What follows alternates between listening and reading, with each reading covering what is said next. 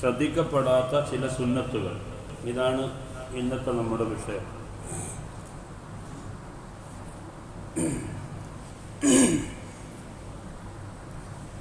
ഒരു സുന്നത്ത് ചെയ്യുമ്പോൾ ഏറ്റവും ചുരുങ്ങിയത് അതിന് 10 കൂലിയുണ്ട്. ഓരോ സൽക്കർമ്മങ്ങളുടെയും കൂടെ നാം ശ്രദ്ധിക്കുമ്പോൾ ഒരുപാട് സുന്നത്തുകൾ നമുക്ക് ചെയ്യാൻ കഴിയും. അപ്പോൾ ഒരു സൽക്കർമ്മം ശ്രദ്ധയോടുകൂടെ നിർവഹിക്കുന്ന സമയത്ത് ധാരാളം കൂലികൾ നമുക്ക് സ്വായത്തമാക്കാം. അതാണ് ഇന്ന് നമ്മൾ ചർച്ച ചെയ്യുന്ന വിഷയം. ഒന്നാമത്തെ കാര്യം, സംസം വെള്ളം കുടിക്കുമ്പോൾ ശ്രദ്ധിക്കേണ്ട ചില സുന്നത്തുകളാണ്. സംസം വെള്ളം വളരെ ഔഷധവീര്യമുള്ള ഒരു വെള്ളമാണ്. സാധാരണ വെള്ളം കുടിക്കുമ്പോൾ ശ്രദ്ധിക്കേണ്ട ചില കാര്യങ്ങളുണ്ട്. അതിന് പുറമെയാണ് സംസം വെള്ളം കുടിക്കുമ്പോൾ പ്രത്യേകമായി ശ്രദ്ധിക്കേണ്ടത്. മഹാനായ ഇബ്നു ഹജറിൽ ഹൈതമി റളിയല്ലാഹു അൻഹു തുഹ്ഫയുടെ 144-ാമത്തെ പേജിൽ രേഖപ്പെടുത്തിയത് കാണാം.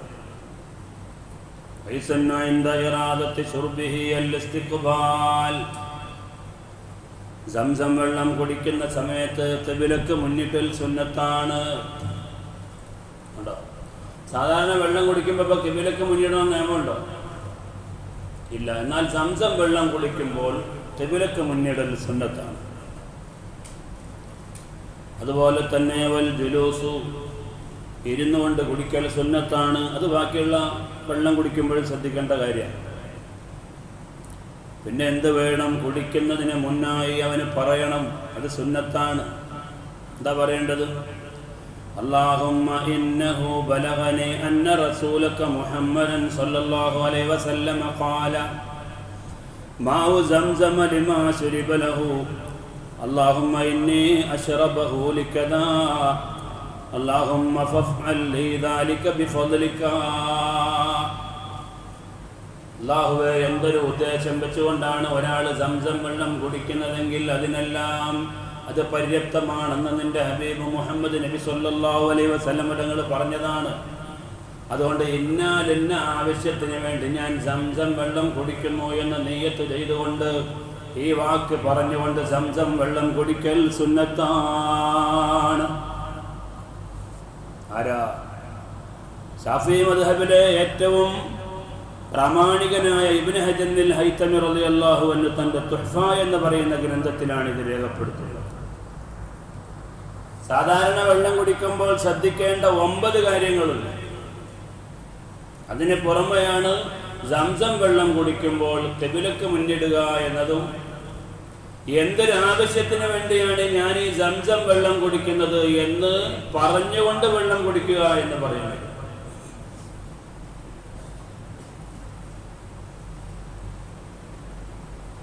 ഒരു ഇമാമ് അദ്ദേഹത്തിന്റെ ആത്മകഥയിൽ വിവരിച്ചിട്ടുണ്ട്, ഞാൻ സംസം വെള്ളം കുടിക്കുമ്പോഴെല്ലാം ഞാൻ നിയ്യത്ത് വെക്കുമായിരുന്നു, പഠിച്ചവനെ എന്നെ ഒരു ഹദീസ് പണ്ഡിതനാക്കണമെന്ന്.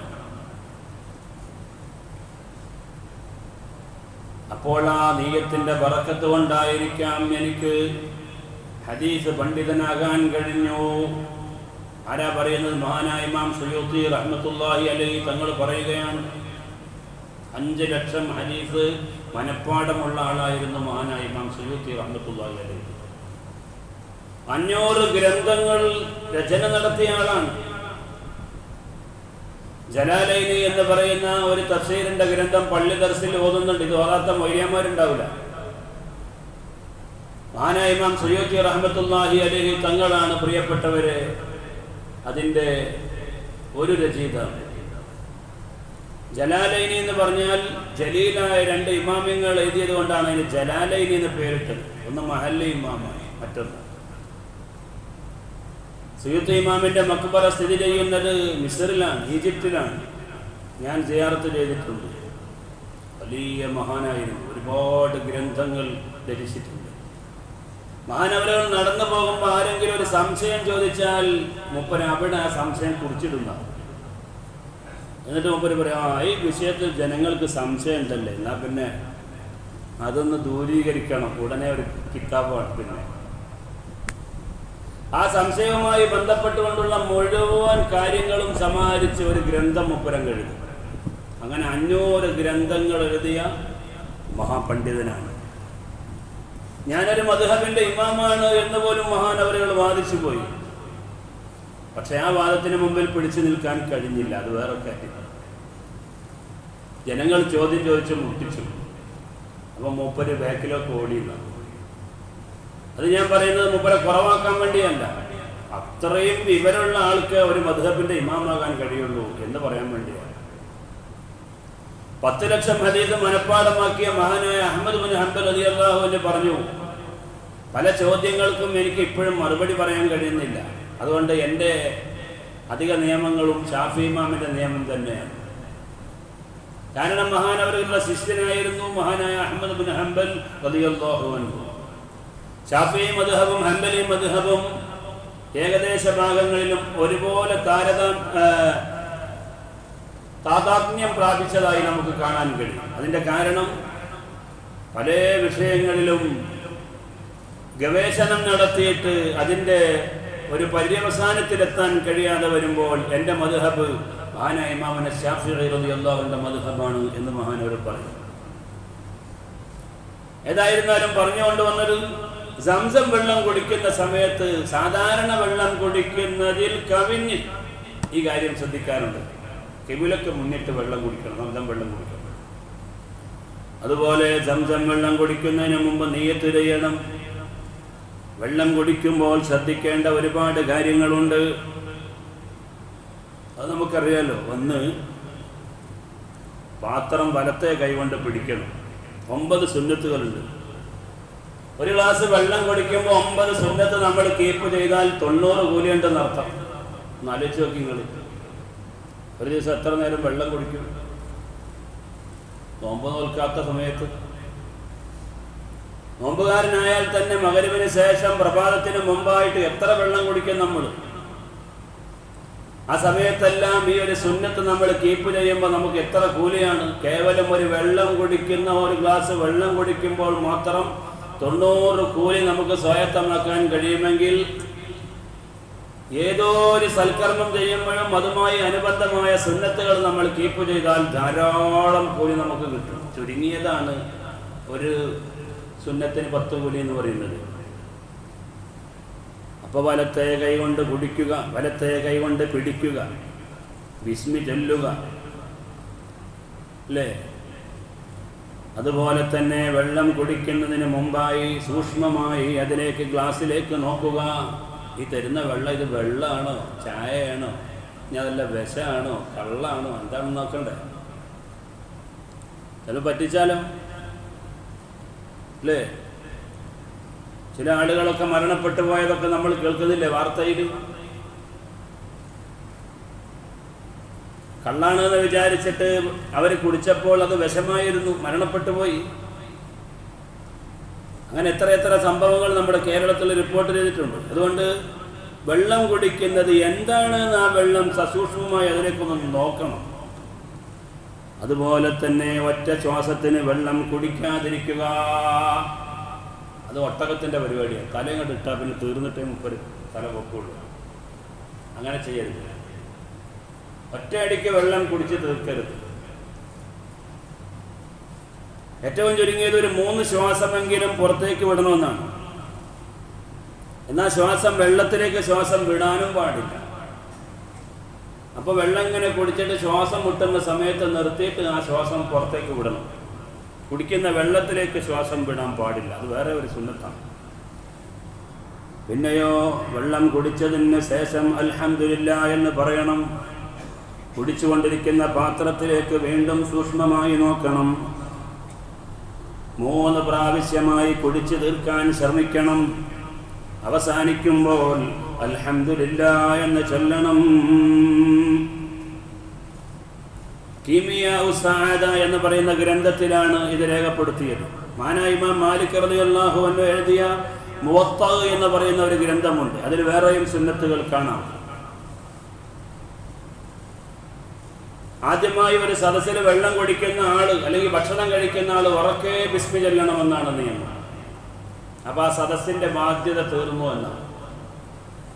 ഒരു സദസ്സിൽ ഇങ്ങനെ ഇരിക്കുന്ന സമയത്ത് ആദ്യമായിട്ട് ഒരാൾ വെള്ളം കുടിക്കുന്ന ബിസ്മില്ലാഹിർ റഹ്മാനിർ റഹീം എന്ന് ഉറക്കെ ചൊല്ലണം.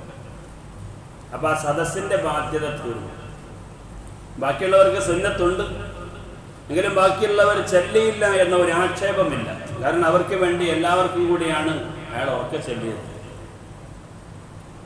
അതുപോലെ മറ്റൊരാൾക്ക് ആ പാത്രം കൊടുക്കുമ്പോൾ വലതു ഭാഗത്തുനിന്ന് കൊടുക്കണം, അത് സുന്നത്താണ്. നമ്മുടെ സദസ്സിലിരിക്കുക, ഇപ്പൊ സംസം വെള്ളം കൊടുക്കുക. അപ്പൊ നമ്മൾ എന്ത് ചെയ്തു?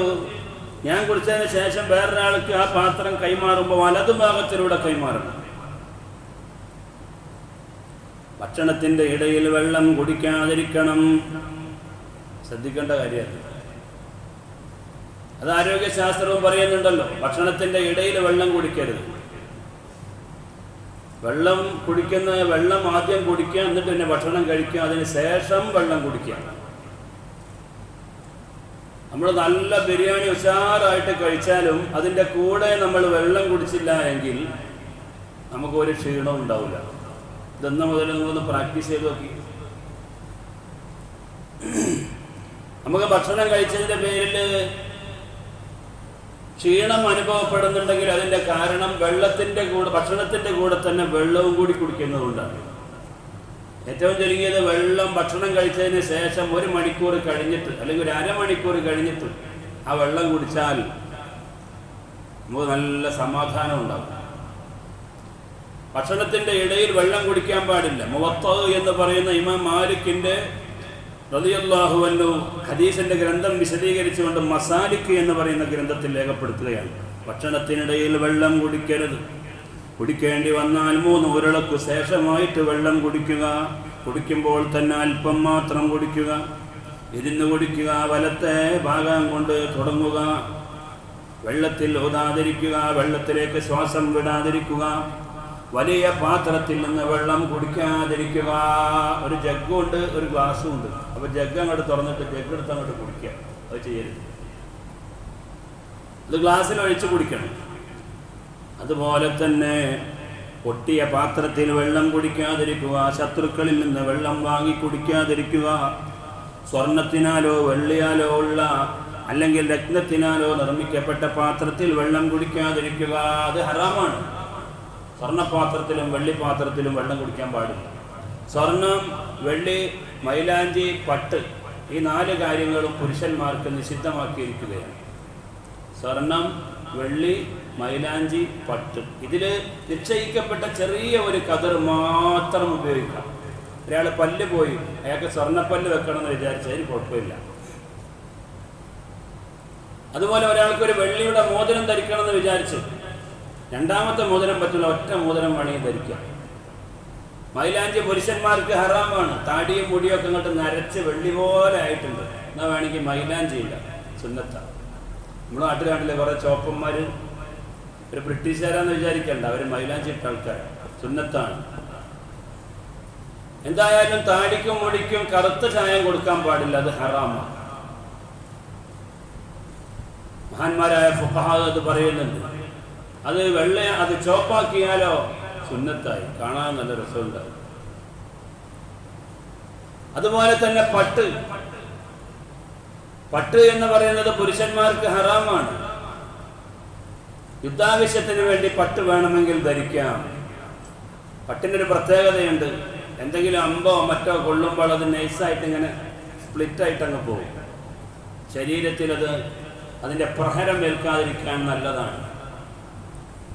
ഇങ്ങനെ ഈ ആവശ്യങ്ങൾക്ക് വേണ്ടി ഈ ചുരുങ്ങിയ കതിർ അല്ലാതെ സ്വർണം, വെള്ളി, പട്ട്, മൈലാഞ്ചി, ഈ 4 കാര്യങ്ങളും പുരുഷന്മാർ ഉപയോഗിക്കാൻ പാടില്ല. അതുകൊണ്ട് സ്വർണത്തിൻ്റെ പാത്രത്തിൽ വെള്ളം കുടിക്കുക ഹറാമാണ്. സ്വർണത്തിൻ്റെ പാത്രത്തിൽ ഭക്ഷണം കഴിക്കൽ ഹറാമാണ്. ചൂടുള്ള വെള്ളം കുടിക്കാതിരിക്കുക. കണ്ടോ, ചൂടുള്ള ഭക്ഷണത്തിലും ചൂടുള്ള വെള്ളത്തിലും ബർക്കത്തില്ല എന്നാണ് നബി സല്ലല്ലാഹു അലൈഹി വസല്ലം തങ്ങൾ പറഞ്ഞു. ചൂട് എന്ന് പറയുമ്പോൾ നല്ല ചൂടുള്ള വെള്ളം, ചൂട് ആറിയ വെള്ളമല്ല. യഥാർത്ഥത്തിൽ വെള്ളം ചൂടാക്കിയാൽ അതിൻ്റെ ജീവൻ ചത്തുപോയി എന്നാ. പിന്നെ ആ വെള്ളം കുടിക്കുന്നതും കുടിക്കാതിരിക്കുന്നതും ഒരുപോലെയാണ്. പ്രകൃതി വെള്ളമാണ് നമ്മൾ കുടിക്കേണ്ടത്. പക്ഷേ ചില ആളുകൾക്ക് ചുടുവെള്ളം അല്ലാതെ പറ്റൂല. ഞാനൊക്കെ കൈപ്പെട്ട ആളുകളാണ്, ശീലിച്ചു പോയി. എന്ത് ചെയ്യാം? പ്രഭാഷകരായ ആളുകളും തൊണ്ടത്തൊഴിലാളികളും എല്ലാം അങ്ങനെ ആയിരിക്കും. അവരുടെ ശബ്ദം നിലനിൽക്കാൻ അത് ആവശ്യമാവും. അത് പ്രാക്ടീസ് ചെയ്ത് എടുക്കണം, നല്ലതാണത്. ഏതായിരുന്നാലും മസാലിക്ക് എന്ന് പറയുന്ന ഗ്രന്ഥത്തിൽ പറയുന്നു, ചുടുവെള്ളം അത് ഒഴിവാക്കുന്നത് നല്ലതാണ്.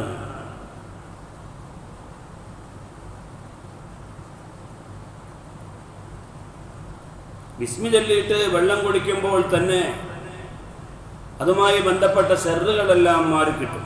അതുകൊണ്ട് ബിസ്മി ചൊല്ലണം. ബിസ്മി ചൊല്ലാതെ വെള്ളം കുടിക്കുകയോ ഭക്ഷണം കഴിക്കുകയോ ചെയ്യുമ്പോൾ നമ്മുടെ കൂടെ പിശാചിന്റെ സാന്നിധ്യം ഉണ്ടാകും എന്ന് നബി സല്ലല്ലാഹു അലൈഹി വസല്ലം തങ്ങൾ പറയുകയുണ്ടായി. ഇമാം മുസ്ലിം റളിയല്ലാഹു അൻഹു റിപ്പോർട്ട് ചെയ്ത ഹദീസിൽ കാണാം, ഇദാ ദഖല അർ-റജുലു ബൈതഹു ഫദക്കറല്ലാഹ ഇൻദ ദുഖൂലിഹി വഇൻദ തആമിഹി ഖാല ശൈത്വാനു ലാ മബീത ലക്കും വലാ അശാ. വീട്ടിലേക്ക് പ്രവേശിക്കുമ്പോഴും ഭക്ഷണം കഴിക്കുമ്പോഴും ഒരാൾ ബിസ്മി ചൊല്ലിയാൽ പിശാചി അവന്റെ കൂട്ടുകാരോട് പറയും, ഈ വീട്ടിൽ നിങ്ങൾക്ക് വൈകുന്നേരത്തെ ഭക്ഷണമോ രാത്രിയിലെ താമസമോ ഇല്ല. വീട്ടിലേക്ക് കയറുന്ന സമയത്ത് ബിസ്മി ചൊല്ലിയിട്ട് കയറണം. ആണ് ദിക്റില്ല എന്ന് പറഞ്ഞത്. ബിസ്മില്ലാഹിർ റഹ്മാനിർ റഹീം എന്ന് പറഞ്ഞുകൊണ്ടാണ് വീട്ടിലേക്ക് കയറേണ്ടത്. അപ്പൊ പിന്നെ പിശാചി നമ്മളെ കൂടെ ഉണ്ടെങ്കിലും ആ വീട്ടിലേക്ക് പ്രവേശിക്കൂല എന്നാണ്. പിശാചി കൂടുന്ന ആളുകളോട് പറയും, നമുക്ക് ഈ വീട്ടിൽ താമസമില്ല, അയാൾ ബിസ്മി ചൊല്ലിപ്പോയി. വീട്ടിൽ കയറിയാൽ രണ്ടാമത്തെ കാര്യമാണ്, പ്രിയപ്പെട്ടവരെ അഹലുകാരുണ്ടെങ്കിൽ അവരോട് സലാം പറയണം. അസ്സലാമു അലൈക്കും എന്ന് ഭാര്യയോട് സലാം പറഞ്ഞിട്ട് വേണം കയറാൻ. ശീലിക്കാത്ത ആളുകളൊക്കെ ഇന്നു മുതലങ്ങ് ശീലിച്ച് തുടങ്ങാം. ഇന്നിപ്പോൾ ഫസ്റ്റായിട്ട് നിങ്ങൾ പറയുമ്പോൾ ചിലപ്പോൾ വിചാരിക്കും, പഠിച്ചാൽ അയാൾ പള്ളിയിൽ പോകുമ്പോൾ യാതൊരു കുഴപ്പമുണ്ടായിരുന്നില്ല, എന്ത് പറ്റി, എല്ലാ ജിന്നും കൂടിയോ. അപ്പോൾ അത് പറഞ്ഞാൽ എന്തെങ്കിലും വേണമെങ്കിൽ തുടക്കത്തിൽ ഒന്ന് പറയും, അത് ഞാൻ സലാമൊക്കെ പറയും. ആളുകളുണ്ടെങ്കിൽ അസ്സലാമു അലൈക്കും വറഹ്മത്തുള്ളാഹി എന്ന് പറയണം. ആളില്ലെങ്കിലും വീട്ടുകാരോട് സലാം പറയണം. അസ്സലാമു അലൈനാ വഅലാ ഇബാദില്ലാഹി സ്വാലിഹീൻ എന്നാണ് ആളില്ലാത്ത വീട്ടിൽ കയറുമ്പോൾ സലാം ചൊല്ലേണ്ടത്. എപ്പോഴും വീട്ടുകാരോട് സലാം പറയണം. ആളുണ്ടെങ്കിലും പറയണം, ആളില്ലെങ്കിലും പറയണം. ആളുണ്ടെങ്കിൽ അസ്സലാമു അലൈക്കും വറഹ്മത്തുള്ളാഹി വബറകാതുഹു എന്ന് പറയാം. ആളില്ലെങ്കിൽ അസ്സലാമു അലൈനാ വഅലാ ഇബാദില്ലാഹി സ്വാലിഹീൻ എന്ന് പറയൽ സുന്നത്താണ്. ഈ സലാം നമ്മൾ പറയല്ലോ നിസ്കാരത്തിൽ. അസ്സലാമു അലൈക അയ്യുഹൻ നബിയ്യു വറഹ്മത്തുള്ളാഹി വബറകാതുഹു അസ്സലാമു അലൈനാ വഅലാ ഇബാദില്ലാഹി സ്വാലിഹീൻ എന്ന് പറയൽ സുന്നത്താണ്. ഫാനൊക്കെ ഓഫാക്കിയാലേ ഇനി നമ്മളെ മൈക്ക് കിട്ടുള്ളൂ.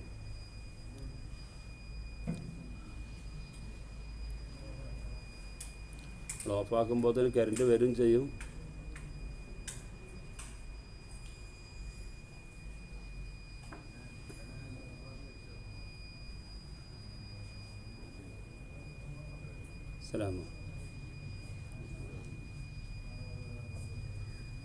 അപ്പോൾ ആളുള്ള വീട്ടിലാണെങ്കിലും ആളില്ലാത്ത വീട്ടിലാണെങ്കിലും സലാം പറയൽ സുന്നത്തുണ്ട്. അതാണ് നബി സല്ലല്ലാഹു അലൈഹി വസല്ലം തങ്ങൾ പറഞ്ഞു, ഇദാ ദഖല അർറജുലു ബൈതഹു ഫദക്കറല്ലാഹ ഇൻദ ദുഖൂലിഹി വഇൻദ തആമിഹി ഖാല ശൈത്വാനു ലാ മബീത ലക്കും വലാ അശാ വഇദാ ദഖല ഫലം യദ്കുരില്ലാഹ ഇൻദ ദുഖൂലിഹി ഖാല ശൈത്വാനു അദറക്തുമുൽ മബീത് وإن لم يذكر الله عند طعامه قال أدركتم المبيت والعشاء. വീട്ടിൽ കയറുമ്പോൾ ബിസ്മി ചൊല്ലിയില്ലെങ്കിൽ പിശാച് പറയും, നിങ്ങൾക്ക് ഇവിടെ സ്ഥാനമുണ്ട്, നിങ്ങൾക്ക് താമസിക്കാൻ സ്ഥലമുണ്ട് ഇവിടെ. അതാ ഭക്ഷണം കഴിക്കുന്ന സമയത്ത് ബിസ്മി ചൊല്ലിയില്ലെങ്കിൽ പറയും, അദറക്തുമുൽ മബീത വൽ അശാ, ഈ വീട്ടിൽ നിങ്ങൾക്ക് താമസത്തിനുള്ള സൗകര്യവുമുണ്ട്, ഭക്ഷണവുമുണ്ട് എന്ന് അവൻ്റെ കൂട്ടുകാരോട് പറയുമെന്ന് സയ്യിദുനാ മുഹമ്മദ് മുസ്തഫ സല്ലല്ലാഹു അലൈഹി വസല്ലം. സലാം പറഞ്ഞതിന് ശേഷം വീട്ടിൽ എന്ത് ചെയ്യണം? ഇഖ്ലാസ് സൂറത്ത് പാരായണം ചെയ്യണം. വീട്ടിലേക്ക് കയറി വന്നാൽ ഉടനെ സലാം പറഞ്ഞ് അവിടെ ഇഖ്ലാസ് സൂറത്ത് പാരായണം ചെയ്യൽ സുന്നത്താണ്. ഇഖ്ലാസ് സൂറത്ത് വീട്ടിൽ പാരായണം ചെയ്യുമ്പോൾ അവരുടെ നന്മ വർദ്ധിക്കുകയും അയൽവാസികൾക്ക് വരെ അത് വ്യാപിക്കുകയും ചെയ്യുമെന്ന് അഷ്റഫുൽ ഖൽഖ് മുഹമ്മദ് മുസ്തഫ.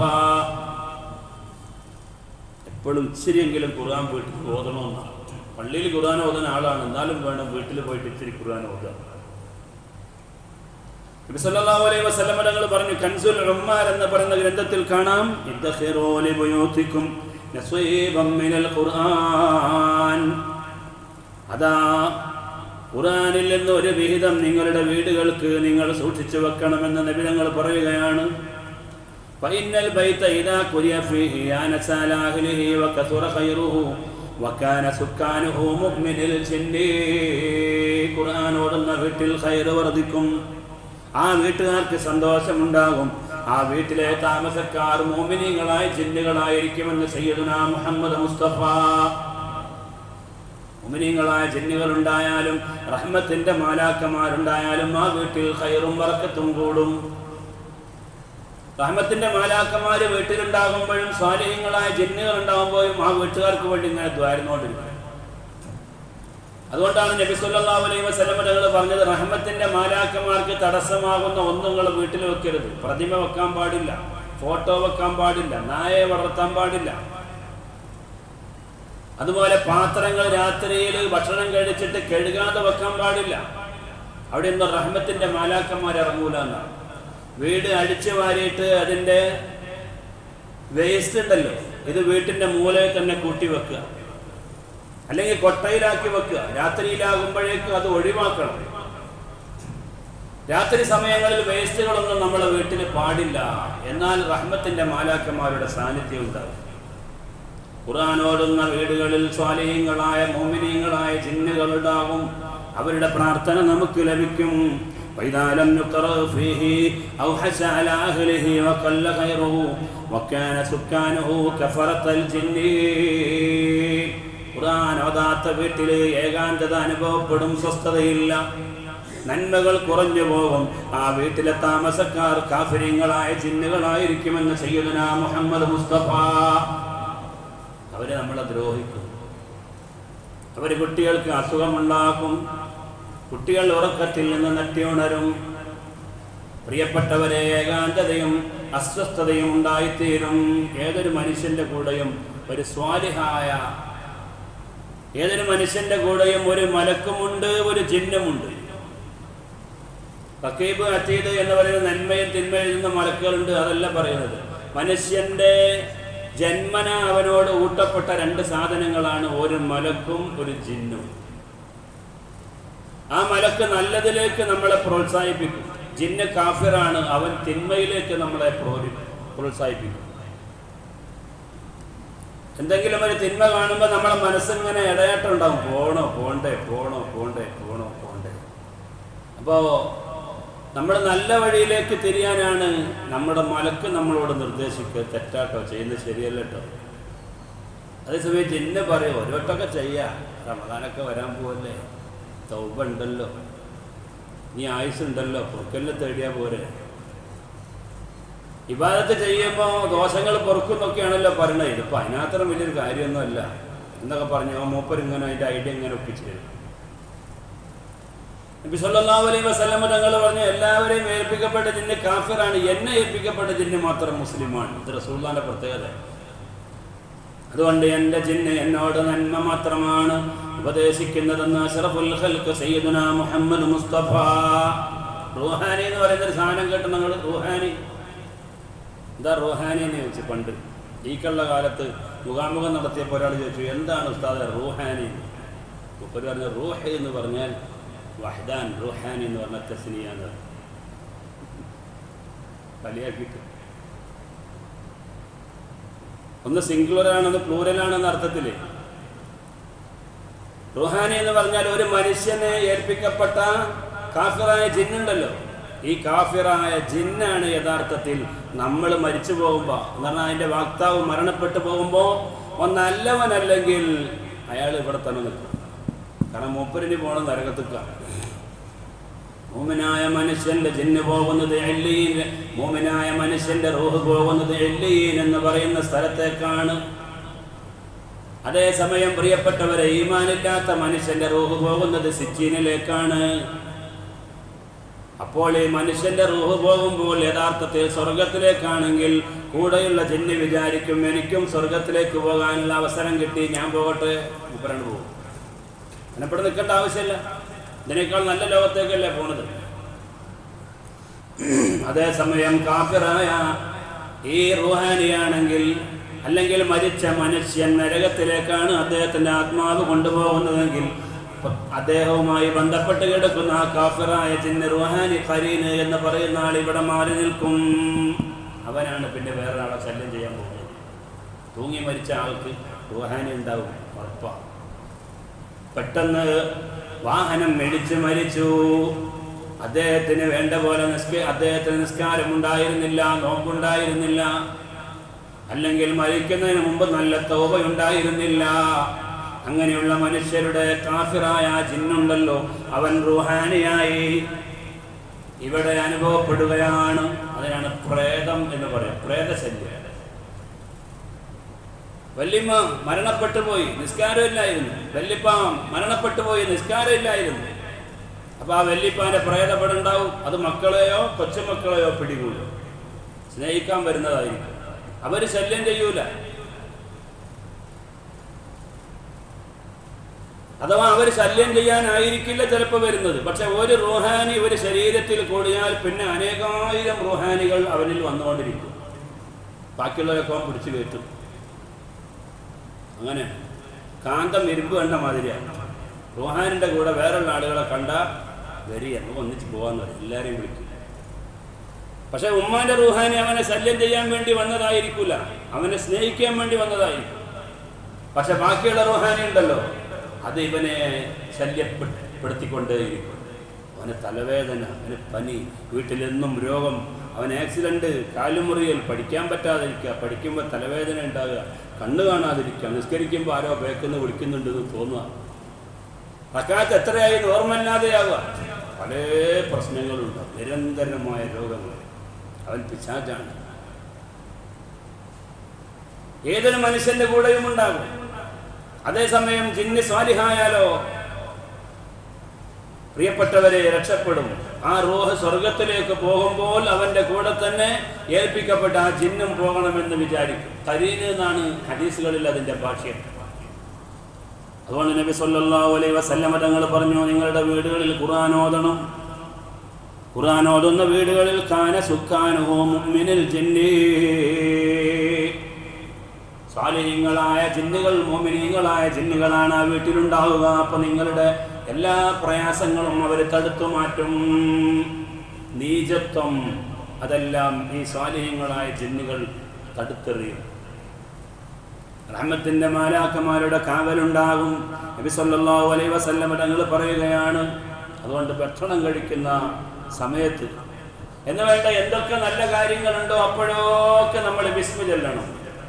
അപ്പോൾ പിശാചിന്റെ സ്പർശനം ഉണ്ടാവുകയില്ല.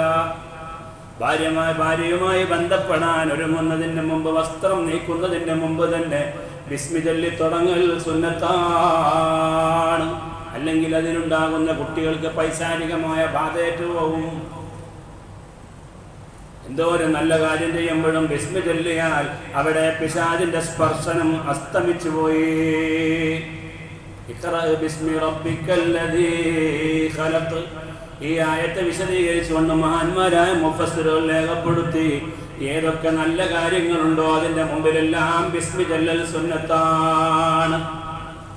അല്ലാഹുവിന്റെ നാമം ഉച്ചരിച്ചുകൊണ്ട് പാരായണം ചെയ്യുക നബിയേ. ഇഖ്റഅ ബിസ്മി റബ്ബിക്കല്ലദീ ഖലഖ്, അങ്ങയെ സൃഷ്ടിച്ച നാഥന്റെ നാമം കൊണ്ട് വായിക്കുക. ഖുർആൻ ഓതുന്നതിന് മുമ്പ് ബിസ്മി ഓതണം എന്ന് വേണ്ട. ബിസ്മി ഓതുന്ന ഏതോ ഒരു കാര്യമുണ്ടോ, ഏത് നല്ല കാര്യങ്ങളുണ്ടോ അതിനൊക്കെ ബിസ്മി ഓതൽ സുന്നത്താണ്. മോശമായ കാര്യത്തിന് ബിസ്മി ഓടിയാൽ അവൻ കാഫിറായി പോകും. കള്ളുപിടിക്കുക, ബിസ്മില്ലാഹിർ റഹ്മാനിർ റഹീം എന്ന് കള്ളുപിടിച്ചാൽ അവൻ കാഫിറായി, ബിസ്മിയെ പരിഹസിച്ചവൻ. നല്ലതല്ലാത്ത കാര്യങ്ങൾക്ക് ബിസ്മി ചൊല്ലാൻ പാടില്ല. മുറ്റ അടിക്കുക, അതിന് ബിസ്മി അല്ലരുതെന്നാണ്. കാരണം ഒരു ചീപ്പ് പ്രവർത്തനമല്ലേ. എല്ലാ നല്ല കാര്യങ്ങളിലും ബിസ്മി ചൊല്ലുമ്പോൾ അതാ ആ പ്രവർത്തനം പൂർത്തീകരിക്കപ്പെടും.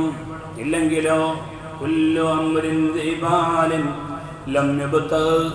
ലം യുബ്തദ ബിസ്മില്ലാഹി ഫഹുവ അബ്തറൂ. ബിസ്മി ചൊല്ലാതെ ഒരു നല്ല കാര്യം തുടങ്ങിയാൽ ആ കാര്യം പൂർത്തിയാവുകയില്ല. കുഷ്ഠം പിടിച്ചവന്റെ കൈ പോലെ ഉണ്ടാകുമെന്ന് നബി സല്ലല്ലാഹു അലൈഹി വസല്ലം തങ്ങൾ പറയുകയാണ്. ഇതെല്ലാം നമ്മൾ ഭക്ഷണം കഴിക്കുന്നതിന് മുമ്പ് ശ്രദ്ധിക്കേണ്ട, അല്ലെങ്കിൽ നല്ല കാര്യങ്ങൾ ചെയ്യുന്നതിന് മുമ്പ് ശ്രദ്ധിക്കേണ്ട കാര്യങ്ങളാണ്. ഭക്ഷണം കഴിക്കുമ്പോഴും ശ്രദ്ധിക്കേണ്ട ചില മര്യാദകളുണ്ട്. അതെന്താണ്? ഭക്ഷണം കഴിയുന്നതിന് മുമ്പ് 2 കൈയും കഴുകണം. പല ആളുകളും കൈ കഴുകും, പക്ഷെ ഒറ്റ കൈയെ കഴുകുള്ളൂ. ഒരു സുന്നത്തില്ല എന്നാണ്. 2 കൈയും കഴുകണം, അതാണ് സുന്നത്ത്. നമ്മൾ ഒരു കൈയും കഴുകും, 2 കൈയും കഴുകുക. പിന്നെയോ രണ്ടാമത്തെ കാര്യം, ഭക്ഷണം നിലത്ത് വെച്ച് സുപ്രയിൽ കഴിക്കുക. നമ്മൾ ടേബിളിൽ വെച്ചിട്ടല്ലേ ഭക്ഷണം കഴിക്കുന്നത്? അങ്ങനെയല്ല.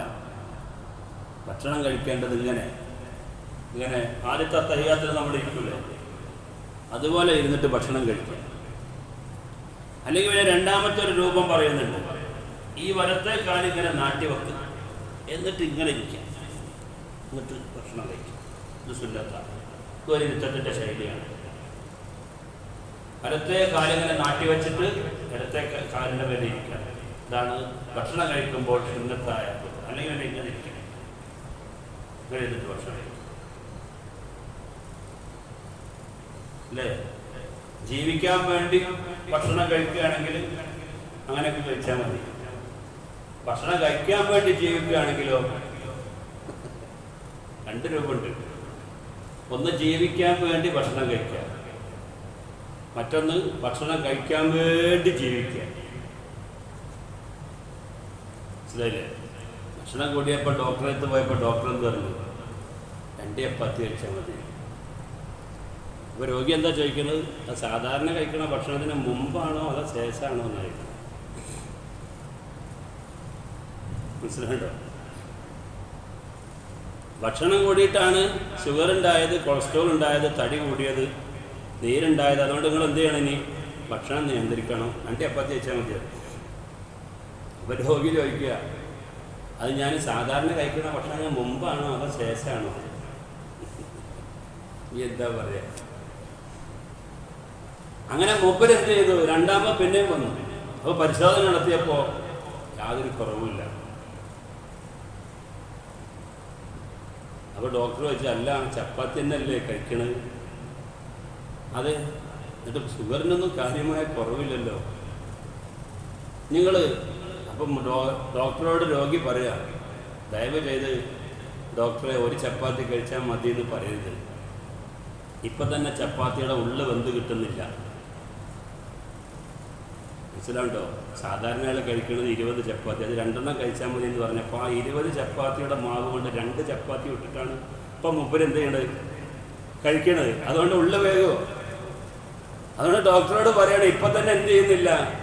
ചപ്പാത്തിയുടെ ഉള്ളിൽ വേവുന്നില്ല, ഇനിയിപ്പോൾ 1 കൂടി കഴിച്ചാൽ മതി എന്ന് പറഞ്ഞാൽ പഠിച്ചാൽ എന്തായിരിക്കും ചപ്പാത്തിയുടെ കോലം? അതാണ് ഞാൻ നേരത്തെ പറഞ്ഞത്, ജീവിക്കാൻ വേണ്ടി അല്ല, ഭക്ഷണം കഴിക്കാൻ വേണ്ടി ജീവിക്കാൻ. അപ്പം നബി സല്ലല്ലാഹു അലൈഹി വസല്ലം തങ്ങൾ ഭക്ഷണത്തിൻ്റെ മര്യാദയായി പറയുന്നത് എന്താണ്? ഭക്ഷണം സുപ്രയിൽ നിലത്ത് വെക്കണം, എന്നിട്ട് ഭക്ഷണം കഴിക്കണം. നമ്മളൊക്കെ അങ്ങനെ കഴിക്കുന്നത്. പറച്ചിൽ മാത്രമല്ല, നമ്മളത് പ്രവർത്തിക്കുന്നതും കൂടിയുണ്ട്. എവിടെ വീടുകളിൽ പോകുമ്പോൾ പോലും മേശയും കസേരയും വെച്ചായിരിക്കും. നമുക്ക് അവിടെ നിന്നിപ്പോൾ അതിനെക്കുറിച്ച് എന്തെങ്കിലും പറയാൻ പറ്റുമോ? നമുക്ക് കൊണ്ടുവരുന്ന ഭക്ഷണം നമുക്ക് കഴിക്കാൻ പറ്റുന്നുണ്ട് നല്ല പോലെ. സൂപ്പർ അടിയിൽ വിരിക്കും, ഇതുപോലെ ഇരുന്നിട്ട് കഴിക്കും. അതാണ് സുന്നത്ത്. മഹാനായ സൈനുദ്ദീൻ മഖ്ദൂം റളിയല്ലാഹു അൻഹു പറയുകയാണ്, വത്വാമു മൗദൂഅൻ അല ത്വാവിലത്തി ജായിസൻ, മേശപ്പുറത്ത് ഭക്ഷണം വെച്ച് കഴിക്കലും അനുവദനീയം തന്നെയാണ്. വലാകിന്നഹു ഖിലാഫു സുന്ന, പക്ഷേ അത് സുന്നത്തിനെതിരാണ്. ഫസുന്നത്തു ലിൽ ആകിലി അൻ യജ്ലിസ ജാസിയൻ അലാ റുക്ബതൈഹി വളുഹൂരി ഖദമൈഹി ഔ അൻ യുൻസിബ റിജ്ലഹുൽ യംനാ വയജ്ലിസ അലൽ യുസ്റാ. സുന്നത്തായ വശം നിലത്തിരിക്കലാണ്. നേരത്തെ ഞാൻ പറഞ്ഞതുപോലെ ഒന്നിരിക്കൽ ഇഫ്തിറാശിന്റെ ഇരുത്തം ഇരുന്നോ, അല്ലെങ്കിൽ ഒരു കാല് പൊക്കി മറ്റേ കാലിന്റെ മേലിൽ ഇരുന്നോ ഭക്ഷണം കഴിക്കലാണ്. ഖത്താദ റളിയല്ലാഹു അൻഹുവിനെ തൊട്ട് അനസ് റളിയല്ലാഹു അൻഹു പറയാണ്. അനസ് റളിയല്ലാഹു അൻഹു പറയുന്നു, മാ കലൻ നബി സല്ലല്ലാഹു അലൈഹി വസല്ലം അലാ ഖിവാനിൻ വലാ ഫീ സുകുർറുജത്തിൻ ലാ ഖുബ്സിൻ ലഹു മുറക്കഖുൻ. നബി സല്ലല്ലാഹു അലൈഹി വസല്ലം തങ്ങൾ ഖസാരയുടെ മേലെ ഇരുന്നോ ടേബിളിന്റെ മുകളിൽ വെച്ചോ നബി തങ്ങൾ ഭക്ഷണം കഴിച്ചിട്ടില്ല. വക്കീലി ഖത്താദയോട് ചോദിച്ചു, അലാമയക്കുലൂൻ, പിന്നെ നബി തങ്ങൾ എങ്ങനെയായിരുന്നു ഭക്ഷണം കഴിച്ചിരുന്നത്? അപ്പോൾ പറഞ്ഞാൽ സുപ്ര നിലത്ത് വിരിച്ച് അതിൽ ഭക്ഷണം കഴിച്ചായിരുന്നു നബി തങ്ങൾ ഭക്ഷണം കഴിച്ചിട്ടുള്ളതെന്ന് പ്രിയപ്പെട്ടവരെ ഖത്താദ റളിയല്ലാഹു അൻഹു പറയുന്നതായിട്ട് സഹീഹുൽ ബുഖാരി. അതാണ് സുന്നത്ത്. അതാണ് സുന്നത്ത്. ഭക്ഷണം കഴിക്കുമ്പോൾ ശ്രദ്ധിക്കേണ്ട മറ്റൊരു കാര്യമുണ്ട്. ഭക്ഷണം കഴിക്കുന്നത് അള്ളാഹുവിനെ ഇബാദത്തെടുക്കാൻ വേണ്ടിയാണ്. ഭക്ഷണം കഴിക്കുന്നതിന് മുമ്പ് നിയ്യത്ത് ചെയ്യൽ സുന്നത്താണ്. കേട്ടോ, അത്താൻ കഴിക്കുമ്പോൾ പഠിച്ചവനെ നോമ്പിന് ശക്തി കിട്ടാനാണ് ഞാനിത് കഴിക്കുന്നത് എന്ന് നിയ്യത്ത് ചെയ്യാം. അങ്ങനെ ഓരോ ഭക്ഷണം കഴിക്കുമ്പോഴും വേണം നിയ്യത്ത്. മാത്രമല്ല വിശക്കുമ്പോൾ മാത്രം ഭക്ഷണം കഴിക്കുക. വിശക്കുമ്പോൾ മാത്രം ഭക്ഷണം കഴിക്കുക. ഇന്ന് യഥാർത്ഥത്തിൽ നമ്മുടെ രോഗങ്ങളൊക്കെ എന്തുകൊണ്ടാണ്? ഭക്ഷണത്തിൻ്റെ ആധിക്യം കൊണ്ടാണ്. ഒരു മനുഷ്യൻ കഴിക്കുന്ന ഭക്ഷണത്തിൻ്റെ 20% മാത്രമേ അവൻ്റെ ശരീരത്തിന് ആവശ്യമുള്ളൂ. ഒരു മനുഷ്യൻ കഴിക്കുന്ന ഭക്ഷണത്തിൻ്റെ 20% മാത്രമേ അവനാവശ്യമുള്ളൂ. ബാക്കിയുള്ളതെല്ലാം കുറേയൊക്കെ എവിടെയെങ്കിലുമൊക്കെ മസിലിൽ എടുത്തു വെക്കാൻ ശ്രമിക്കും. അങ്ങനെയാണ് നമുക്ക് മസിലുണ്ടായത് അല്ലേ? പള്ളയുടെ ഇരു സൈഡുകളിലായിട്ട് കുറേ സൂക്ഷിച്ചു വെക്കും. കുറേ ആൾക്ക് മുമ്പിൽ കുറേ മാംസം, ഒരാൾ ബാക്കിൽ കുറേ മാംസം. കണ്ടില്ലേ? ചില ആൾ നടന്നു പോകുമ്പോൾ ഒരു കപ്പലാണോ പോണത് തോന്നിപ്പോകും.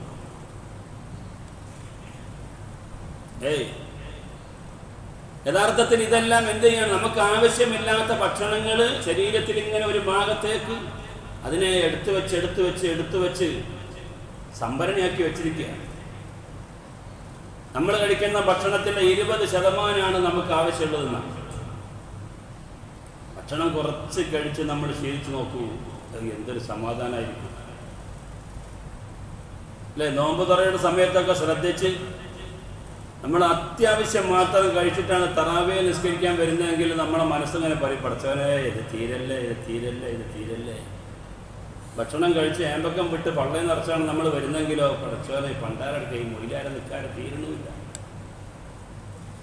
അല്ലേ? മഗ്‌രിബിന്റെ ബാങ്ക് ഇങ്ങനെ കൊടുക്കാൻ നേരത്ത് നമ്മളിങ്ങനെ പറയും, ഈ മൊല്ലാക്കാൻ ഇയാളൊക്കെ ഒന്ന് പിരിച്ചു വിടാൻ വേണ്ട, ഇയാളാണെങ്കിൽ ബാങ്കും കൊടുക്കൂല.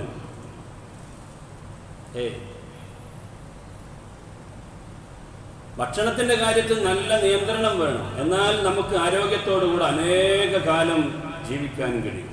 നബി സല്ലല്ലാഹു അലൈഹി വസല്ലം തങ്ങൾ പറഞ്ഞില്ലേ, നിങ്ങളുടെ വയറ് മൂന്നാക്കിയിട്ട് ഭാഗിക്കണം. ഒന്ന് സുലുസ് ഭക്ഷണത്തിന് വേണ്ടി, സുലുസ് വെള്ളത്തിന് വേണ്ടി, സുലുസ് ഖാലിയായി കിടക്കട്ടെ. ഇത് കൈയിട്ടാൽ ഇങ്ങനെ വറ്റുമ്പൽ തട്ടും, തൊണ്ടയിൽ കൈയിട്ടാൽ തട്ടും. ഇനി ഇറങ്ങാൻ സമയമില്ലാത്തതുകൊണ്ട്, സ്ഥലമില്ലാത്തതുകൊണ്ടാണ് തിന്നാത്തത്. ആ ലെവലിൽ ഭക്ഷണം കഴിച്ചാൽ നമ്മൾ പെട്ടെന്ന് രോഗിയാണ്. നമ്മളെന്ന് പറഞ്ഞത് ഭക്ഷണത്തിൻ്റെ കാര്യത്തിൽ തന്നെ നല്ല ക്രമീകരണം വേണം. ആന എന്ന് പറയുന്ന ജീവി മാംസം കഴിക്കുമോ? ഇല്ല. എന്നാൽ സിംഹം എന്ന് പറയുന്ന ജീവി അത് സസ്യം കഴിക്കുമോ? അതുമില്ല. അത് ഇറച്ചി മാത്രമേ സിംഹം കഴിക്കൂ, ആന സസ്യം മാത്രമേ കഴിക്കൂ. എന്നാൽ മനുഷ്യനോ ഇത് രണ്ടും കഴിക്കും. അപ്പോൾ ഇത് രണ്ടും ഈക്വലായിട്ട്, അത്യാവശ്യത്തിന് വേണ്ടി ഈക്വലായിട്ട് ഇങ്ങനെ പോകണം. നമ്മളിപ്പോൾ എന്താ ചെയ്തത്? നമ്മൾ അരിഭക്ഷണം കണ്ടമന അടിച്ചു കയറ്റി. അതുകൊണ്ട് നമ്മൾ ഷുഗർ രോഗികളായി. നമ്മൾ മാംസബുക്കുമാണ്, സസ്യബുക്കുമാണ്. ഇത് രണ്ട് ഈക്വലായിട്ട് കൊണ്ടുവരുന്നെങ്കിലോ കുഴപ്പമുണ്ടായില്ലായിരുന്നു. ഒരു മനുഷ്യന്റെ ഐഡിയൽ വെയിറ്റ് എത്രയാണോ അതിനനുസരിച്ച് അവൻ്റെ തൂക്കത്ര ക്രമീകരിച്ചാൽ അവന് രോഗം വളരെ കുറവായിരിക്കും. ഐഡിയൽ വെയിറ്റ് എന്ന് പറഞ്ഞാൽ എന്താ മനസ്സിലായോ? ഒരാളുടെ നീട്ടം പിടിക്കണം. അപ്പം 170 ഉണ്ട് ഉദാഹരണം, 100 ലെസ് ചെയ്യാം, അപ്പോൾ 70 കിട്ടും. അയാൾക്ക് 70 കിലോൻ്റെ തൂക്കേ പാടുള്ളൂ. സക്കീർ ഭായ് എത്ര ഉണ്ടാവും? നിങ്ങളനുസരിച്ച് നമ്മൾ നോക്കിയിട്ടുണ്ടെങ്കിൽ നമ്മൾ ഓരോരുത്തരുടെയും ശരീരത്തിൽ ഒരു 25 കിലോ കുറയാനുണ്ടാവും.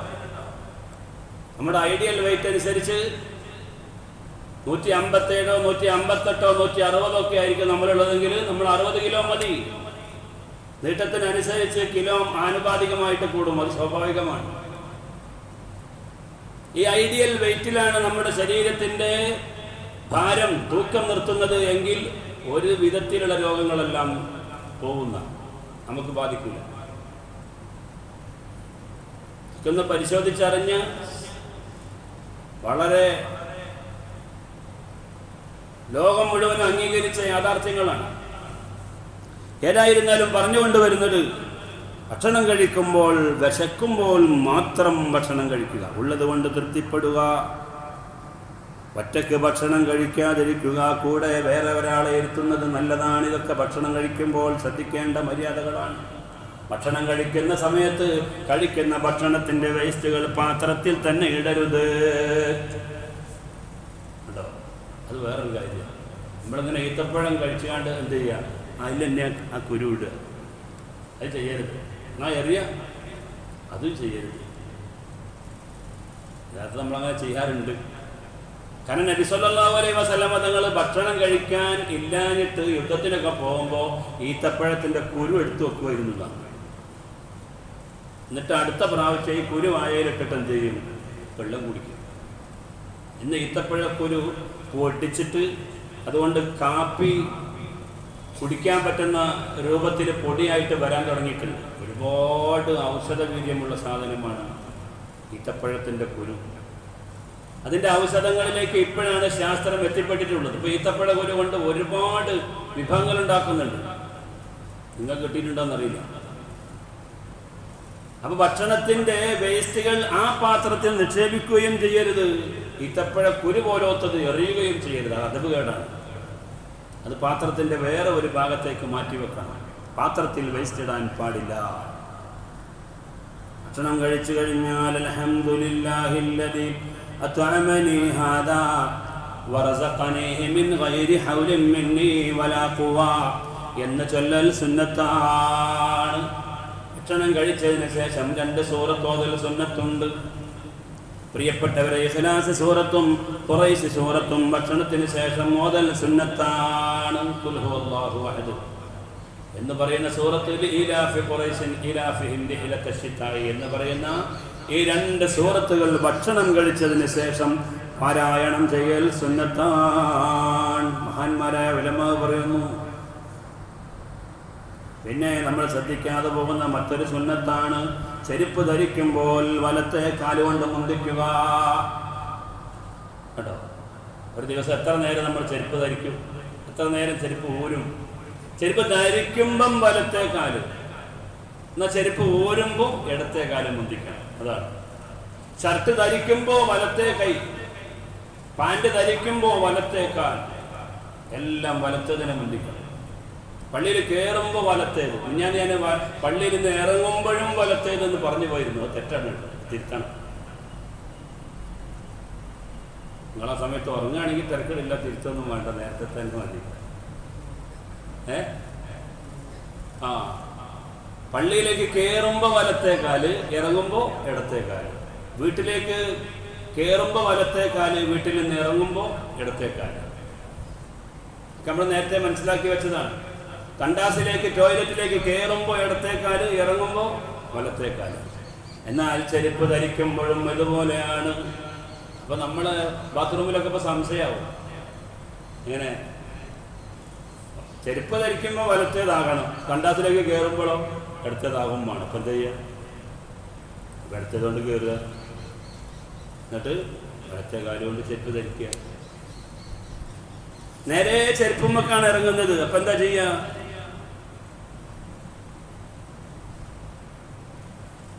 അപ്പോൾ ഇടത്തെ കാല് ധരിക്കാനുള്ള ചെരുപ്പിന്റെ പുറത്ത് ചവിട്ടുക, എന്നിട്ടോ വലത്തെ കാലുകൊണ്ട് ധരിക്കുക. മഹാന്മാരായ ഉലമാ പറയാം, നമ്മുടെ ഇസ്ലാമിൻ്റെ ഒരു പ്രത്യേകതയാണ്, എന്ത് കാര്യത്തിനും വിശദീകരണങ്ങൾ ഉണ്ടാവും. പരാമർശിക്കാതെ പോയ ഒരൊറ്റ വിഷയവുമില്ല. എല്ലാ കാര്യങ്ങളും ശ്രദ്ധിക്കാതെ പോകുന്ന സുന്നത്തുകളാണ്.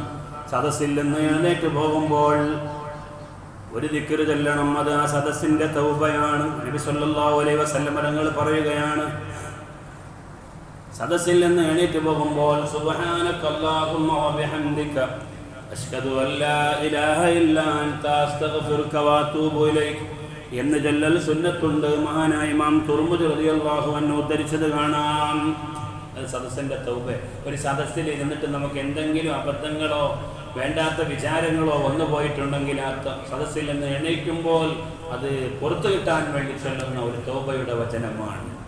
സുബ്ഹാനക അല്ലാഹുമ്മ വബിഹംദിക അശ്ഹദു അല്ലാ ഇലാഹ ഇല്ലാ അൻത അസ്തഗ്ഫിറുക വഅതൂബു ഇലൈക്. ദുആക്ക് ശേഷം, വുദൂഇന്റെ ദുആക്ക് ശേഷം നമ്മൾ ചൊല്ലൂലേ, അല്ലാഹുമ്മ ജഅൽനി മിനത് തവ്വാബിന വജഅൽനി ശേഷം പിന്നെ ഇത് ചൊല്ലൽ സുന്നത്തുണ്ടല്ലോ. സുബ്ഹാനക അല്ലാഹുമ്മ വബിഹംദിക അശ്ഹദു അല്ലാ ഇലാഹ ഇല്ലാ അൻത അസ്തഗ്ഫിറുക വഅതൂബു ഇലൈക് എന്ന് ചൊല്ലൽ സുന്നത്താണ്. ആരെങ്കിലും സുഗന്ധം തന്നാൽ ആ സുഗന്ധം നിരസിക്കാതിരിക്കൽ സുന്നത്താണ്. എന്നാൽ സുഗന്ധം വേറെ ഒരാളോട് ചോദിക്കൽ കറാഹത്തുമാണ്. ഒരാൾ സുഗന്ധം തന്ന വേണ്ട എന്ന് പറയരുത്. സുഗന്ധം നമ്മൾ വേറെ ഒരാളോട് ചോദിച്ച് വാങ്ങുകയും ചെയ്യരുത്, അതും കറാഹത്താണ്. ചില ഉസ്താദുമാർക്ക് എന്ത് ഗിഫ്റ്റ് കൊടുത്താലും അവർ സ്വീകരിക്കൂല. അപ്പോൾ ബളവന്മാരായ ശിഷ്യന്മാർ ചെയ്യുന്ന പരിപാടി എന്താണ്, നല്ല വില കൂടി അത്രം കൊണ്ടു കൊടുക്കും. പിന്നെ വേണ്ടെന്ന് പറയാൻ പറ്റില്ല, കറാഹത്തല്ല, അത് വാങ്ങും. നമ്മളിൽ നിന്ന് ഒന്നും വാങ്ങൂല എന്ന് കാണുന്ന ആളുകൾക്ക് നമ്മൾ കൊടുക്കേണ്ട എന്താണ്, നല്ല മുന്തിയ ഇനം അത്തർ വാങ്ങിയിട്ട് കൊടുക്കുക. വിവരമുള്ള ആളാണെങ്കിൽ അത് വേണ്ടാന്ന് പറയില്ല, അത് കറാഹത്താണ്. നോമ്പുകാരനായ ആൾ അത്തർ പൂശാൻ പറ്റുമോ? അപ്പൊ നോമ്പുകാരനായ ആൾ അത്തർ തന്നാലോ വേണ്ടാന്ന് പറയാൻ പറ്റുമോ? കുടുങ്ങിയില്ലേ? ഇപ്പം എന്താ ചെയ്യും? വെള്ളിയാഴ്ച അത്തർ പൂച്ചൽ സുന്നത്താണ്, നോമ്പുകാരന് അത്തർ പൂച്ചൽ കറാഹത്താണ്. എന്ത് ചെയ്യും? അവിടെയൊക്കെ നോമ്പിനെ പരിഗണിച്ചുകൊണ്ട് വേണ്ടാന്ന് പറയും. നോമ്പുകാരനായ ഒരാൾ മരണപ്പെട്ടു പോയാൽ അയാളുടെ കഫൻപുടയിൽ നമ്മൾ അത്തർ പൂശും. കാരണം അയാളുടെ നോമ്പെന്ത് ചെയ്യും? ബാത്തിലായി പോയി. നോമ്പ് മുറിഞ്ഞാൽ അദ്ദേഹം മരണപ്പെട്ടതോടുകൂടി അയാളുടെ നോമ്പ് അവസാനിച്ചു. അവിടെ അങ്ങനെ പറഞ്ഞാൽ മതി. ഒരാൾ നോമ്പുകാരനായി മരണപ്പെട്ടു പോയാൽ അയാളുടെ നോമ്പ് മരണത്തോടുകൂടി അവസാനിച്ചു, ഇനി അയാൾ നോമ്പുകാരനല്ല. അതേസമയം ഹജ്ജിന്റെ വേളയിൽ ഒരാൾ മരണപ്പെട്ടു പോയാൽ അയാൾ മുഹരിമാണ്, അയാൾക്ക് സുഗന്ധം പൂശൽ ഹറാമായിരുന്നു. ആ നിലപാട് അങ്ങനെ തന്നെ തുടരുകയും ചെയ്യുന്നു. ഹജ്ജിന് ഇഹ്റാം കെട്ടിയ ആളുടെ തലമറക്കൽ ഹറാമാണ്. പുരുഷനാണെങ്കിൽ സ്ത്രീയാണെങ്കിൽ മുഖം മറക്കലും ഹറാമാണ്. മുഹരിമായ ഒരു പുരുഷനോ മുഹരിമത്തായ ഒരു സ്ത്രീയോ മരണപ്പെട്ടു പോയാൽ ആ ഹജ്ജിന്റെ വേളയിലുള്ള അവസ്ഥ പോലെ തന്നെ അയാളെ യാത്രയാക്കണമെന്ന് സയ്യിദുനാ മുഹമ്മദ് മുസ്തഫ. അയാളുടെ വെള്ളത്തിൽ നമ്മൾ സുഗന്ധം പൂശൂല, കർപ്പൂരം ഉപയോഗിക്കൂല, കഫംപുടയിൽ അത്തർ പൂശൂല, അയാളുടെ തലമറക്കൂല, പെണ്ണാണെങ്കിൽ മുഖം മറക്കൂല. അങ്ങനെയാണ് അദ്ദേഹത്തെ യാത്രയാക്കേണ്ടത്. ഏതുപോലെ ഒരാൾ രക്തസാക്ഷിയായാൽ ആ രക്തസാക്ഷിയായ ആളെ കുളിപ്പിക്കൽ ഹറാമാണ്. കാരണം അയാൾ അല്ലാഹുവിന്റെ ഹദറത്തിലേക്ക് പോകുമ്പോൾ അദ്ദേഹത്തിന്റെ ഐഡന്റിറ്റിയാണ് ആ രക്തക്കറകളെല്ലാം. അത് നിങ്ങൾ കുളിപ്പിച്ച് അദ്ദേഹത്തെ തുടച്ച് വൃത്തിയാക്കി കളയരുതെന്ന് അഷ്റഫുൽ ഖൽഖ് സയ്യിദുനാ മുഹമ്മദ് മുസ്തഫ. കുളിപ്പിക്കാതെ ഒരാളുടെ പേരിൽ നിസ്കരിക്കാൻ പറ്റുമോ? ഇല്ല. അതുകൊണ്ട് ഷഹീദായ ആളുടെ പേരിൽ നിസ്കാരവും ഹറാമാണ്. എല്ലാ ആളുകളെയും നമ്മൾ നിസ്കരിപ്പിക്കണം, എല്ലാ ആളുകൾക്കും മയ്യത്ത് നിസ്കരിക്കണം. അതിന്റെ മുമ്പ് കുളി ഉണ്ടായിട്ടുണ്ടോ എന്ന് ഉറപ്പുവരുത്തണം. ഒരു വലിയ മലയുടെ അടിയിൽ പെട്ടിട്ട് ഒരു നാട്ടിലെ മൊത്തം ആൾക്കാരും മരിച്ചുപോയി. ഒരു മല മുഴുവനായിട്ട് രണ്ട് മലക്കിടയിൽ താമസിക്കുന്ന ആളുകളായിരുന്നു. വലിയ ഒരു ഭൂകമ്പം ഉണ്ടായപ്പോൾ രണ്ട് മലയും കൂടി ഇങ്ങോട്ട് ഇടിഞ്ഞ് വീണിട്ട് യാ അല്ലാഹ് മുഴുവൻ ആളുകളും അതിൻ്റെ അടിയിൽ പെട്ടുപോയി. ഇത്ര മാന്തും നമ്മൾ എവിടെ മാന്തും? എങ്ങനെ വന്നു? ആ ആളുകളെയൊന്നും നമുക്ക് കഫൻ ചെയ്യാൻ കിട്ടിയില്ല, കുളിപ്പിക്കാൻ കിട്ടിയില്ല. അതുകൊണ്ട് നമുക്ക് മയ്യത്ത് നിസ്കാരവുമില്ല, കാരണം കുളിപ്പിച്ചിട്ടില്ല. അതേസമയം ഒരാൾ കടലിൽ പോയി മുങ്ങി മരിച്ചാൽ, പ്രിയപ്പെട്ടവരെ, ആ കടലിൽ പോയതുകൊണ്ട് അവിടെ കുളി നടന്നിട്ടുണ്ട്, ആ മയ്യത്തിന്റെ പേരിൽ നിസ്കരിക്കുന്നത് കൊണ്ട് കുഴപ്പമില്ലെന്ന് മഹാനായ ഇമാം ശർവാനി റളിയല്ലാഹു അൻഹു അഭിപ്രായപ്പെട്ടതായി നമുക്ക് കാണാം. അങ്ങനെ കുളി നടന്നല്ലോ, കുളിച്ചാണ് അയാൾ മരിച്ചത്. അങ്ങനെ അപ്പൊ നോമ്പുകാരനായ ആള് മരണപ്പെട്ടു പോയാൽ അദ്ദേഹത്തിന്റെ നോമ്പ് മരണത്തോടുകൂടെ അവസാനിച്ചു. അതുകൊണ്ട് അദ്ദേഹത്തിന് സുഗന്ധം പൂശൽ സുന്നത്താണെന്ന് മഹാനായ ഇമാം ശർവാനി റളിയല്ലാഹു അൻഹു രേഖപ്പെടുത്തുകയാണ്. പിന്നെയോ പ്രിയപ്പെട്ടവരെ, ശ്രദ്ധിക്കാതെ പോകുന്ന വേറെ ഒരു സുന്നത്തുണ്ട്. അതാണ് നിസ്കാരത്തിന് മുമ്പിൽ മിസ്വാക്ക് ചെയ്യുക. ഓരോ ഉണ്ടാക്കുന്ന സമയത്തും മിസ്വാക്ക് ചെയ്യണം. ഇത് കേൾക്കുന്ന ആളുകളൊക്കെ ഒന്ന് പ്രവർത്തിയാക്കുന്നത് നല്ലതാണ്. എത്രയാണ് അതിൻ്റെ കൂലി. അല്ലോ, നമ്മൾ മിസ്വാക്ക് ചെയ്യും രാവിലെ ഒരു വട്ടം, ഇനി രാത്രി കിടക്കാൻ പോകുമ്പോൾ ഒരു വട്ടം, അതുപോരാ. എല്ലാ ഉദൂഇന്റെ മുമ്പിലും മിസ്വാക്ക് ചെയ്യണം. ലൗലാ അന്ന ശുക്കാല ഉമ്മത്തി ലഅമർതുഹും ബിസ്സിവാകി ഇൻദ കുല്ലി വുളൂ. നബി സല്ലല്ലാഹു അലൈഹി വസല്ലം തങ്ങൾ പറഞ്ഞു, ഓരോ വുളൂഇന്റെ സമയത്തും മിസ്വാക്ക് ചെയ്യൽ എൻ്റെ ഉമ്മത്തിന് പ്രയാസമാകൂലായിരുന്നെങ്കിൽ ഞാൻ അവരോട് നിർബന്ധത്തിന്റെ കൽപ്പന കൽപ്പിക്കുമായിരുന്നു എന്ന് സയ്യിദുനാ മുഹമ്മദ് മുസ്തഫ. ركعتان بسواك أفضل من 70 ركعة بغير سواك. അതിന്റെ കൂലി കേട്ടോളൂ. മിസ്വാക്ക് ചെയ്തിട്ടുള്ള നിസ്കാരത്തിന്റെ കൂലി കേട്ടോളൂ. ബസ്സാറും അബൂ നുഐമും ബൈഹഖിയും രേഖപ്പെടുത്തിയിട്ടുണ്ട്. 2 റക്അത്ത് മിസ്വാക്ക് ചെയ്തുകൊണ്ടുള്ള 2 റക്അത്ത് നിസ്കാരം മിസ്വാക്ക് ചെയ്യാതെയുള്ള 70 റക്അത്ത് നിസ്കാരത്തെക്കാൾ പ്രതിഫലാർഹമാണെന്ന് അഷ്റഫുൽ ഖൽഖ് സയ്യിദുനാ മുഹമ്മദ് മുസ്തഫ സല്ലല്ലാഹു അലൈഹി വസല്ലം. പ്രിയപ്പെട്ടവരെ, നമ്മൾ നോക്കണം, ഇതുപോലെ തന്നെ തലമറച്ചുകൊണ്ട് നിസ്കരിക്കുക. അത് വലിയ പുണ്യമുള്ള കാര്യമാണ്. ആള് വലിയ റോളക്സ് ഒക്കെ കെട്ടിയിട്ടുണ്ടാവും. അതിന്റെ വില എത്ര? റോളക്സിന്റെ വില എത്ര? 1.5 ലക്ഷം, 2 ലക്ഷം, 3 ലക്ഷം അല്ലേ? നല്ല കൂടിയ വാഹനത്തിലൊക്കെയാണ് വന്നത്. പക്ഷേ തലമറക്കാൻ എന്തില്ല, ഒരു ലേസില്ല, തൊപ്പിയില്ല. നബി സല്ലല്ലാഹു അലൈഹി വസല്ലം തങ്ങൾ പറഞ്ഞു, റക്അത്താൻ ബിഇമാമത്തിൻ അഫ്ളലു മിൻ 70 റക്അത്തൻ ബിഗൈരി ഇമാമ.